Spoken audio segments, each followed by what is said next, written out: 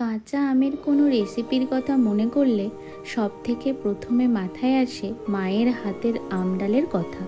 গরমের দিনে স্কুলে যাওয়ার সময় গরম ভাতে এই আম ডাল আর আলু মাখা যে কী তৃপ্তি এনে দিত তা বলে বোঝাবার নয়। মুগ মসুর দুরকম ডাল দিয়েই এই রান্নাটা করা যায়। প্রথমে কাঁচা আম তেলের উপরে দিয়ে হালকা করে ভেজে তুলে নেব। এখানে আমি সর্ষের তেল ব্যবহার করেছি, যেটা ছাড়া 90% বাঙালি রান্নাই অচল। আম ভেজে তুলে নিয়ে সেই তেলে ভালো করে ধুয়ে জল ঝরানো মসুর ডাল দিয়ে দিলাম। ডালটাকে বেশ কিছুক্ষণ ভেজে নিয়ে পরিমাণ মতো জল দেব ডাল সেদ্ধ হওয়ার জন্য।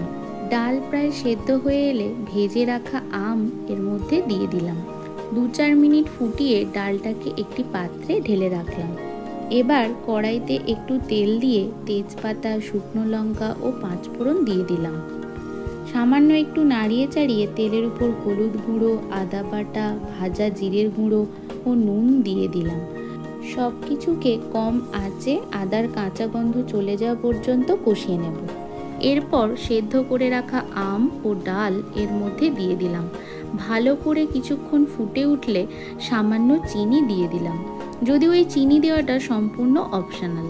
2-1টা সেদ্ধ আম হালকা ঘেঁটে দিলাম যাতে আমের ফ্লেভারটা পুরোপুরি ডালের মধ্যে পাওয়া যায়। এবার নামিয়ে নিলেই তৈরি আম ডাল।